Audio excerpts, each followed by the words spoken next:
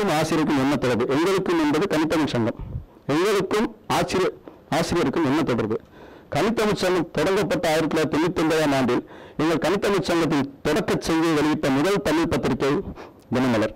இதுவரை கணித்தமிழ் சங்கம்னா விருது கொடுப்பதற்கு ஒரு தகுதி வேணும் இல்லையா, அதுக்காக சொல்றேன். 16 ஆண்டுகளாக கணித்தமிழ் சங்கம் சிறப்பாக நடத்தப்படுகிறது. இது ஒரு தொழில்நுட்ப வல்லுநர்கள் சார்ந்த தமிழ் ஆர்வலர்களாக உள்ளவர்களால் நடத்தப்படக்கூடிய இயக்கம்.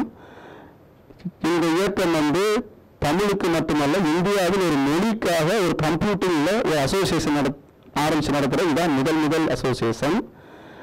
இன்னைக்கு உலகத்தில் இருக்கிற அத்தனை தமிழ் மென்பொருள் தயாரிப்பாளர்களும் இதில் உறுப்பினராக இருக்கிறாங்க. இதுவரை கணித்தமிழ் சங்கம் யாரும் ஈஸியாக பாராட்டுகிறாரு.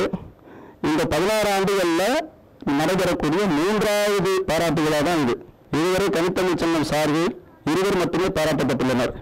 ஒருவர் டாக்டர் பாசே குழந்தைசாமி, பத்ம விபூஷன் பட்டம் பெற்ற பொழுது அவரை நாங்கள் அழைத்து விழாவிற்கு பாராட்டினோம்.